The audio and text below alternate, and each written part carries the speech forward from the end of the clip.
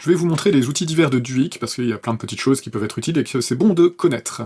On les trouve dans le panneau des outils ici, et on a en premier onglet les outils de composition. Il y en a deux, très simples. Le premier permet, comme son nom l'indique, de recadrer des compositions très vite, et ça permet notamment de régler un problème qu'on a quand on importe des fichiers Photoshop, comme celui-ci que je viens d'importer par exemple. Même si en important on demande à garder les tailles de calque, les dossiers de calque sont une composition qui fait toute la taille du document, même si ici, par exemple, on a juste un petit œil. Comme vous pouvez le voir ici, la compo est beaucoup plus grande que nécessaire. Avec cet outil recadrer les compositions, on va pouvoir régler ça. Simplement, en fait, on va prendre l'outil masque pour créer sur la compo en question un masque qui définit la zone à recadrer, puis cliquer simplement sur recadrer les compos. Et c'est tout. On peut supprimer le masque, la compo est bien recadrée à sa taille. Voilà un outil bien pratique et très simple pour recadrer très rapidement des compositions qui sont trop grandes. L'outil en dessous, paramètres de composition, est un outil qui permet simplement de changer les paramètres de la composition active et éventuellement de toutes les précompositions avec automatiquement. Je l'utilise moi en particulier quand je veux changer la durée. Par exemple ici, j'ai une compo qui fait que 300 et quelques images, ce qui est pas assez pour un rig de personnage qui peut potentiellement servir dans une animation beaucoup plus longue. Alors du coup, je peux utiliser cet outil-là pour très vite mettre une durée de 1500 images par exemple, et automatiquement, grâce à cette case, tout va être rallongé. C'est instantané, si je dézoome ici, on voit que j'ai bien mes 1000 images. Et l'autre intérêt de cet outil-là, c'est que dans les précompositions, les calques sont aussi rallongés. C'est-à-dire que si j'avais rallongé ma compo avec After Effects, les calques auraient été coupés à l'ancienne durée. Ici, automatiquement, l'outil vient rallonger tous les calques, et uniquement si ils font la durée de la composition. Par exemple, si je re-rallonge ma compo, mais qu'il y a des calques qui sont un peu plus courts, alors ici, passons à 2000, Duik va bien respecter ça, et ne rallonger que les calques qui étaient déjà au bout, il ne touche pas à ceux qui sont plus courts. Donc c'est un moyen très pratique et très simple de rallonger les compos ou de changer tous les autres paramètres de composition qui sont disponibles. Par exemple, changer les paramètres de motion blur sur toutes les compos à la fois, c'est autre chose qui est bien pratique. Voilà, pour ces outils de composition. À noter que les paramètres de composition, c'est le panneau qui s'appelle DuComp, comme Duduf Comp Parameters, qui est disponible en tant que panneau indépendant, comme beaucoup des panneaux de Duik en réalité. Duik est là aussi pour vous aider à ranger et manipuler vos calques.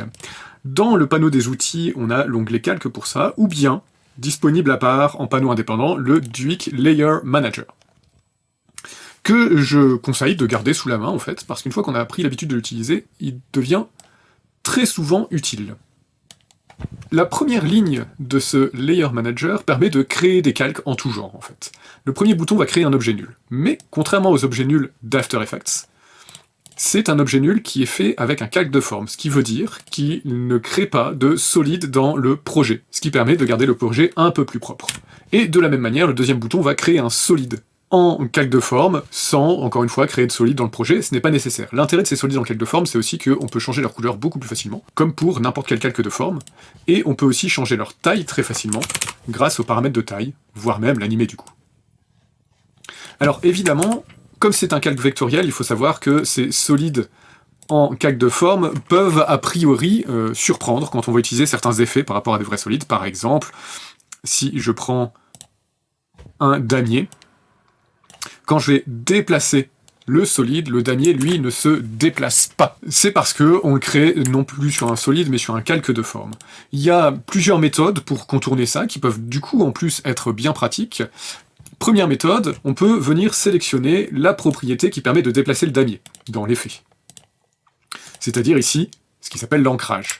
Si je prends cette propriété et que je lui mets une épingle de Duik, alors cette épingle permet de déplacer le damier, et si je la parentre au solide lui-même, alors je retrouve le comportement habituel du damier sur un solide. L'intérêt étant qu'on a en plus de ça un calque pour manier sa position à part. Un autre moyen de faire ça, c'est sinon d'utiliser simplement l'effet de transformation, qui va nous donner des paramètres de transformation, comme si on déplaçait le calque, ici. On a le point d'ancrage, on a l'échelle, on a tout. Et l'intérêt d'ailleurs de cet effet-là, c'est qu'on a aussi ces déformations qui d'habitude ne sont disponibles que sur les calques de forme. Ici, on l'a directement sur le solide avec ces effets.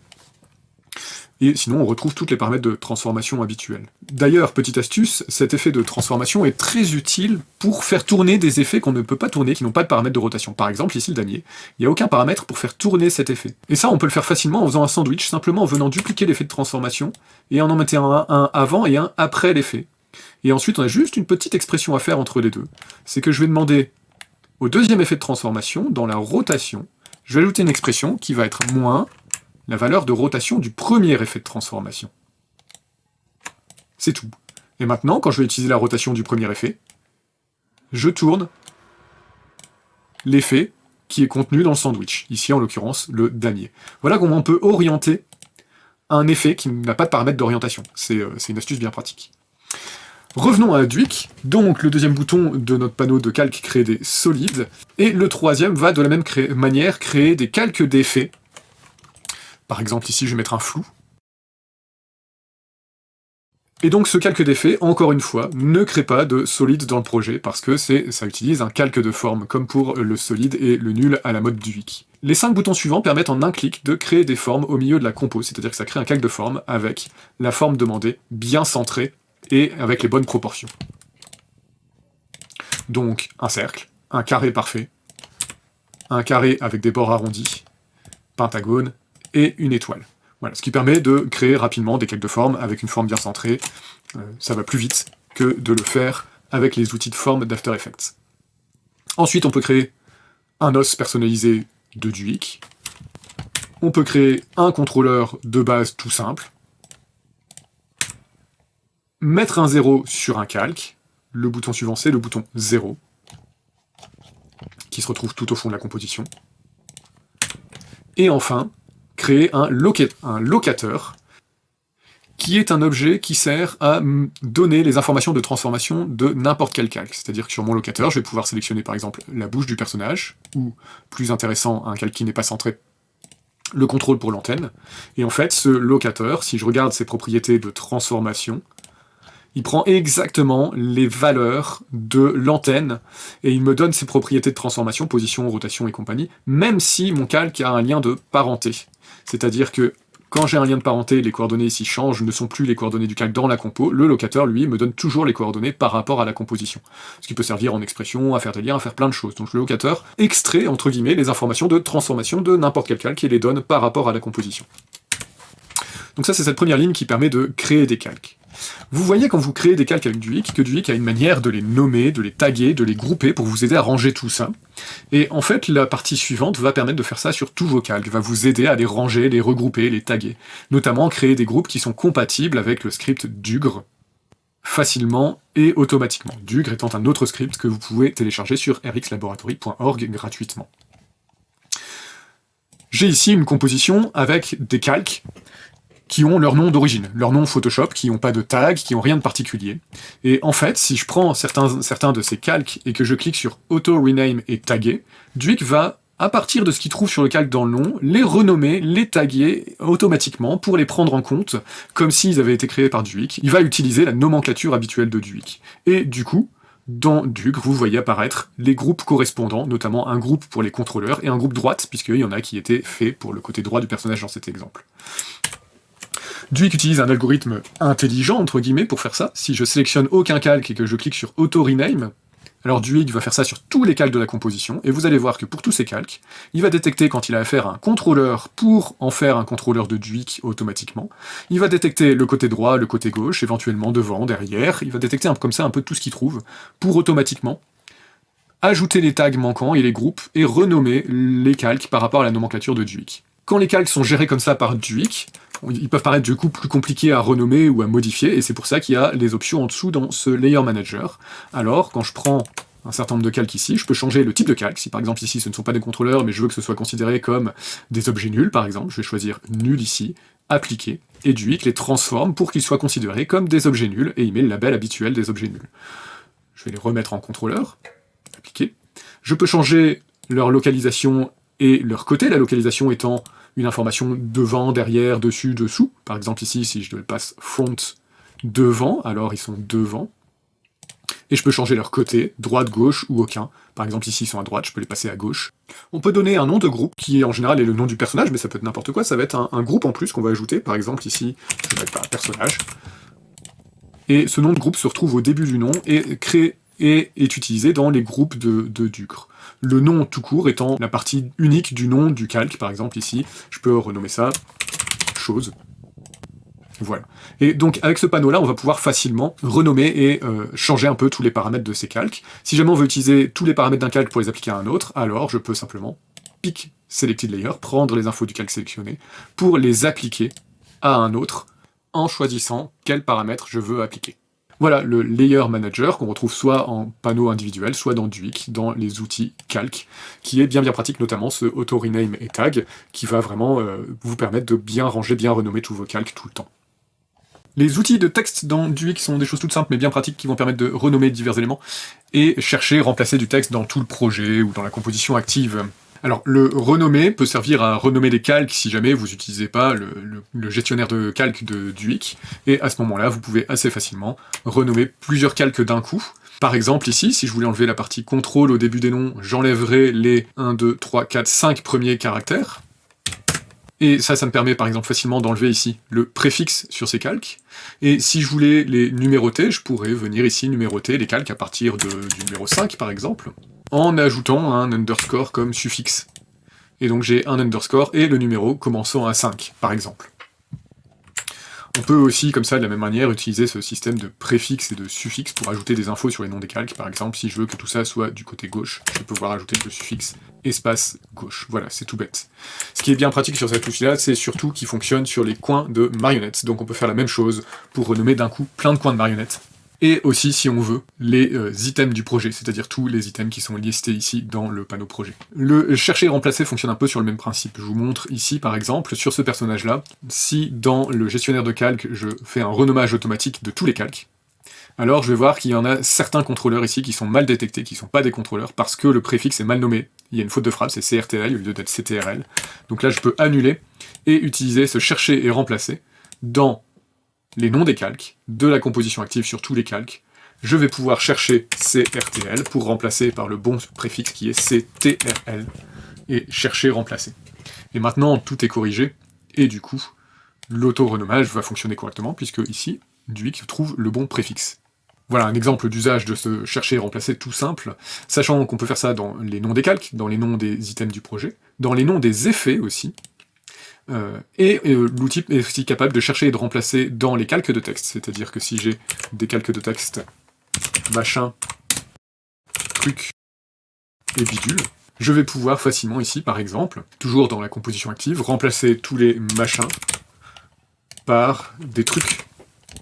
Et du coup, tous les machins sont remplacés par des trucs. Évidemment, ça marche aussi dans une partie du texte seulement. Si maintenant je veux remplacer tous les bidules par des trucs, voilà, tous les bidules tous les calques de texte sont remplacés par des trucs. Et on peut faire ça dans tout le projet ou dans la composition active. Et enfin, on peut aussi faire des remplacements dans les expressions, ce qui est bien pratique si jamais on a renommé et cassé des expressions. Alors on peut chercher un ancien nom pour remplacer par un nouveau nom. Voilà les outils de texte qui sont très très simples, mais bien pratiques pour renommer, remplacer du texte un peu partout dans le projet After Effects. Le dernier onglet du panneau des outils concerne tout ce qui est script et expression, mais ne s'adresse pas spécifiquement aux développeurs, il y a des choses qui peuvent être utiles un peu pour tout le monde, notamment le premier outil qui est la bibliothèque de script, qui est aussi disponible en panneau individuel, c'est la Script Library. Cette bibliothèque est une simple bibliothèque qui va automatiquement lister tous les scripts trouvés que vous utilisez dans After Effects, et les trier dans différentes catégories. La catégorie Script After Effects, c'est la liste des scripts qu'on retrouve aussi dans le menu Fichier, Script ici. Ça permet juste d'y avoir accès plus rapidement, et on peut simplement sélectionner un script et le lancer en double-cliquant dessus. On a les scripts dockables qui sont les scripts UI, en fait, qu'on retrouve en bas du menu Windows. Ici, on a la liste, pareil, de manière plus accessible et plus pratique, plus rapide à utiliser. Et encore une fois, si on double-clique sur un des scripts ou qu'on clique sur le bouton lecture ici, ça lance le script correspondant. Et il s'ouvre bien dans son panneau qu'on peut docker comme on veut. Ça revient vraiment au même que de passer par le menu fenêtre.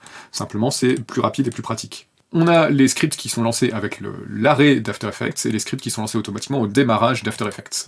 Et évidemment, les catégories spéciales habituelles, les favoris, les plus utilisés, et les récents, c'est-à-dire dans l'ordre de la dernière utilisation. Après ça, on peut ajouter nos propres scripts qui peuvent être rangés n'importe où, et pas forcément dans les dossiers d'installation d'After Effects, avec le bouton plus ici, qui va permettre d'ajouter des nouveaux scripts ou de créer des catégories pour les ranger.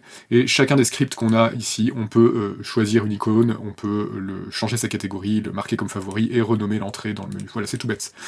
C'est tout bête, mais cette librairie peut être bien utile pour ceux qui ont beaucoup de scripts, notamment de scripts qui n'ont pas d'interface, des petits scripts que j'appelle les scriptlets, qui peuvent être lancés comme ça, dont plusieurs sont fournis avec du Wik et qui se retrouvent dans le dossier AE-script ici. La fonctionnalité suivante, scriptifier l'expression, ça c'est pour les développeurs qui voudraient intégrer des expressions complètes dans leur script pour pouvoir recréer ces expressions via le script facilement. Quand les expressions sont très longues, sont des textes très longs, c'est toujours un peu galère, un peu long, un peu rébarbatif d'inclure les expressions dans les scripts. Par exemple ici, si je prends une expression de cycle de marche automatique de Duik, elle fait beaucoup de lignes. Et en fait, ce bouton, quand je sélectionne la propriété, je peux cliquer sur ce bouton Scriptify Expression, et en fait, le script me crée automatiquement le code à utiliser dans un script pour réutiliser cette expression. Si je colle ça dans un éditeur de code comme Visual Studio Code, par exemple, on a cette énorme expression qui est créée dans une variable automatiquement, et on peut utiliser cette variable qui contient l'expression après où on veut dans le script. Tout est automatiquement transformé en chaîne de caractères et mis en page pour que ce soit pratique à intégrer dans un script. Donc ça, c'est le simple bouton scriptifier l'expression. Ensuite, nous avons un petit éditeur de script directement disponible ici dans After Effects. Ça, c'est vraiment pour faire des scripts très rapides qu'on voudrait tester ou faire des petites commandes d'un coup, ce qui manque un peu dans After Effects. Ici, je peux vraiment passer par là et aller très vite, par exemple. Écrire des scripts très simples ou copier-coller des scripts dans l'éditeur pour les exécuter. Voilà, un petit script Hello World. À noter, ce qui est intéressant, c'est qu'automatiquement, dans cet éditeur de script, on a accès à toutes les fonctions de l'API Duik. C'est-à-dire que toutes les fonctions de Duik sont disponibles ici, directement dans ce panneau de script. Par exemple, dans cette composition, si je voulais créer un objet nul de Duik et pas d'After Effects, je pourrais taper la commande correspondante, qui est une fonction fournie avec Duik. Et donc j'exécute des fonctions Duik comme ça, directement dans ce panneau de script très facilement, parce que tout est déjà importé et utilisable. Ou alors une autre commande, par exemple, si je veux automatiquement renommer tous ces calques, l'équivalent du bouton dans le panneau des calques Auto Rename and Tag, en script, cette fonction est disponible aussi en une seule ligne. Et donc j'ai juste à taper cette fonction, et dans mon script,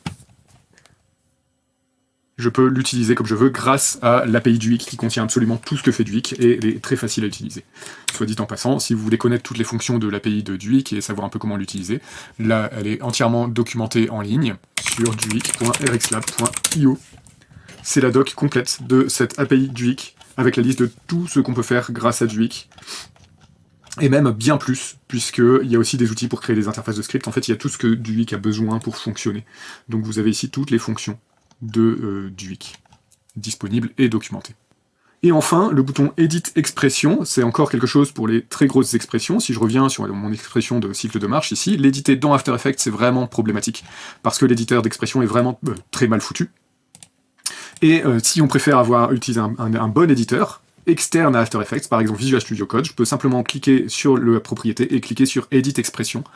Et Duik ouvre l'expression en question dans l'éditeur de code, soit celui du système par défaut, soit celui qu'on a configuré dans After Effects. On fait les modifications qu'on a à faire, on sauvegarde l'expression, et puis soit on ferme l'éditeur de code, soit on le garde ouvert, peu importe. Pour recharger l'expression, j'ai qu'à CTRL et cliquer sur Edit Expression, et l'expression est automatiquement rechargée. Je vous remontre ça, si je l'ouvre dans mon éditeur, et je vais simplement changer le commentaire là-haut pour vous montrer. Je sauvegarde, et je reviens, CTRL-clic pour recharger l'expression, qui commence bien par le nouveau commentaire que je viens de mettre, ce qui permet d'éditer facilement les expressions dans un éditeur externe, sans galérer avec After Effects. Si on veut modifier l'éditeur externe, dans les options ici, on peut choisir le chemin de l'éditeur à utiliser. Moi je recommande Visual Studio Code, qui est vraiment très bien pour ce genre de choses, et qui est libre et open source. Et comme on est amené à faire ça assez souvent, Duik fournit un scriptlet pour pouvoir associer ça à un raccourci clavier par exemple. Donc les scriptlets sont les petits scripts qu'on installe directement dans les scripts After Effects, soit à la main, soit en passant par l'entrée Install Script File ici. Et quand ces scripts sont installés, alors on peut aller dans les raccourcis clavier et chercher par exemple ceux qui concernent Duik, le nom commence par Duik. Et on retrouve ici dans les scripts la liste de ces scriptlets installés. Et donc, si on a installé celui pour éditer et recharger les expressions, alors on peut y mettre un raccourci clavier, par exemple CTRL-E, et CTRL-SHIFT-E. Je valide. Et maintenant, facilement, quand je veux éditer une expression dans un éditeur externe, je prends la propriété, on n'a même pas besoin de déplier l'expression, j'ai juste à sélectionner la propriété et faire CTRL-E. Et l'expression s'ouvre dans mon éditeur, je peux faire ma modification, et revenir, CTRL majuscule E, recharger cette nouvelle expression. Voilà un autre outil bien utile, et n'oubliez pas que Duik fournit comme ça un certain nombre de scriptlets qui peuvent être assignés à des raccourcis clavier pour exécuter des fonctions de Duik facilement avec des raccourcis clavier. J'explique ça un peu plus en détail dans un autre tutoriel dédié à ça, dont je mets le lien dans la description. Il y a en bas à droite de tous les panneaux Duik une petite icône qui est en fait un bouton ici, qui vous informe sur l'état de votre projet After Effects. Suivant la couleur, vous allez voir s'il y a des informations plus ou moins importantes. Ce bouton est en fait l'inclusion d'un autre script qu'on fournit indépendamment, un peu comme Dugr, qui s'appelle Dusan, comme Duduf Sanity Test, test d'intégrité de Duduf, et qui est disponible, comme deux autres outils, sur rxlaboratory.org, en tant que script indépendant, pour ceux qui voudraient. Ce que fait ce script, c'est qu'il exécute régulièrement un certain nombre de tests sur votre projet et After Effects pour vérifier que tout va bien en termes de performance et de sauvegarde des données. Chacun des tests est listé quand on clique sur le bouton et on peut les activer, les désactiver très facilement. Ou bien, avec les boutons ici, les activer ou les désactiver uniquement pour le projet en cours et non pas de manière générale comme avec la case tout là-bas. Certains des tests ont aussi un bouton pour activer ou désactiver la réparation automatique, c'est-à-dire que si Duik tombe sur un des problèmes mesurés, alors il va réparer le problème automatiquement. Tout est décoché par défaut pour pas faire de modifications dans le projet sans que vous vous en rendiez compte. Mais vous pouvez activer les réparations automatiques comme ça. Certains des textes ont aussi un bouton pour réparer les problèmes automatiquement quand vous cliquez dessus. C'est-à-dire que s'il y a un problème en cours et que Duik peut le régler automatiquement, le bouton est actif. Et ensuite, vous avez l'information sur le statut du test, ici tout est OK dans mon exemple. Un bouton pour effectuer le test, ils sont effectués à intervalles réguliers, mais vous pouvez forcer l'exécution d'un test en cliquant simplement sur ce bouton, et un petit bouton pour changer les paramètres du test en question, en général, le délai entre chaque test. Les tests ne sont pas effectués en permanence pour éviter d'impacter les performances, ils sont juste effectués un certain nombre de fois par minute ou par heure, suivant les tests. Le premier vérifie qu'il n'y ait pas deux noms de composition identiques dans le projet, ce qui risquerait de casser les expressions. Le deuxième fait la même chose avec les noms des calques dans la composition active. Le troisième vérifie que le moteur d'expression que vous utilisez est bien le nouveau moteur JavaScript, non pas le moteur hérité, qui est un peu meilleur en performance, a priori. Ensuite, nous avons un test qui va vérifier la taille du projet, c'est-à-dire qu'il va vous prévenir si votre projet After devient trop gros, parce que les projets trop gros ont tendance à avoir de mauvaises performances, et ça veut dire qu'il faut essayer de s'organiser différemment pour utiliser plusieurs petits projets plutôt qu'un seul projet énorme. Le test suivant vérifie le nombre d'items contenus dans le projet. C'est un peu pareil que le précédent, c'est-à-dire qu'il va compter combien d'éléments sont dans le projet, et en fonction de ce nombre d'éléments, il va vous prévenir s'il commence à y en avoir beaucoup. Pour les mêmes raisons que je disais précédemment, les trop gros projets ont tendance à ralentir After Effects. Vous pouvez configurer les limites dans les options ici. Par exemple ici, la limite d'avertissement est à 1000 éléments dans le projet, ce qu'on peut réduire ou augmenter si on veut. Le script va aussi vérifier s'il y a des métrages qui sont dupliqués, c'est-à-dire que vous avez importé plusieurs fois le même métrage dans le projet. À ce moment-là, à vous d'essayer de remplacer les duplicata par un seul. Le script va aussi vérifier s'il n'y a pas des métrages qui sont inutilisés dans le projet, et auquel cas, le bouton de réparation automatique permet de les supprimer du projet, tout simplement. Le test va vérifier si les précompositions du projet sont correctement rangées, c'est-à-dire que le script va compter le nombre de précompositions à la racine du projet, et s'il en trouve trop, on peut les déplacer dans un dossier qu'on définit ici. Ça permet de garder le projet rangé, c'est-à-dire que quand j'ouvre un projet After, l'idée est que la composition à calculer, qui n'est pas une précomposition, est celle qui est à la racine du projet, et toutes les précompositions sont contenues dans des dossiers. Le test des compositions principales, c'est un peu la même chose, c'est-à-dire que le script va vérifier le nombre de compositions qui ne sont pas des précompositions, et passer une certaine limite va prévenir qu'il y a trop de compositions qui ne sont pas des précompositions, ce qui n'est pas logique dans un projet After, puisqu'on n'est pas censé avoir beaucoup de compositions qui ne sont pas des précompositions par projet. Ça permet d'organiser un peu les choses. Quand le script trouve des compositions qui ne sont pas des précompositions, il peut automatiquement les déplacer, soit à la racine du projet, soit dans un dossier de notre choix. Le script vérifie aussi la mémoire utilisée par After Effects, et quand on dépasse une certaine limite, il va nous prévenir, et le bouton pour réparer ça permet de purger la mémoire automatiquement. Dans un premier temps, il va purger ce qui n'est pas essentiel, et dans un deuxième temps, il va proposer de purger encore plus de mémoire, mais on perd dans ce cas l'historique d'annulation. Donc on doit confirmer cette deuxième étape, si on veut vraiment ou pas perdre l'historique d'annulation pour réduire encore la mémoire utilisée. Le script compte le nombre de propriétés essentielles dans la composition active. Pourquoi ? Parce que les propriétés essentielles ont un impact très très négatif sur les performances, donc en avoir trop a tendance à faire ramer la composition. Donc le script va vérifier ça, que dans la composition active, il n'y ait pas trop de propriétés essentielles. Le script surveille que vous sauvegardiez votre projet régulièrement, c'est-à-dire que si vous n'avez pas sauvegardé depuis un certain temps, alors vous êtes prévenu et vous pouvez sauvegarder très facilement votre projet. Et enfin, le script va mesurer depuis combien de temps After Effects est ouvert. Ici, par exemple, moi, il est ouvert depuis 14 minutes, tout va bien. Quand il est ouvert depuis trop longtemps, par défaut 3 heures, alors le script va vous prévenir, parce que, à cause de diverses fuites de mémoire, de bugs, de choses mal faites dans After Effects, la mémoire utilisée par After ne fait qu'augmenter, tout le temps. D'ailleurs, la mémoire que mesure le script ici n'est pas tout à fait juste, parce que c'est la mémoire rapportée par After Effects qui n'est pas réellement la mémoire utilisée par After Effects, c'est plus que ça. Parce qu'il y a des fuites, parce qu'il y a plein de choses qui vont pas dans After, qui font qu'au bout de 1 heure, 2 heures, 3 heures de travail, After rame, et que le redémarrer fait que ça marche beaucoup mieux. Donc le script va vous prévenir de ça, il va vous dire « Eh attention, ça fait longtemps qu'After Effects n'a pas été fermé, il est temps de le redémarrer pour réduire la mémoire utilisée et améliorer grandement les performances. » Cette dernière vérification est en fait pour moi la plus importante. Quand un des tests est important, alors l'icône change ici, comme vous voyez ici. Là, je suis passé en état critique parce que After me dit attention, le projet n'a pas été sauvegardé depuis 72 minutes, ce qui est beaucoup trop. Et donc l'icône ici dans les panneaux du X change, et ça veut dire en cliquant dessus qu'il y a quelque chose à faire. Et ici on voit, il me dit pense à sauvegarder ton projet. Et donc si je sauvegarde le projet, alors le test me dit que là c'est ok, tout est revenu dans l'ordre et le bouton est redevenu vert pour dire que tout va bien.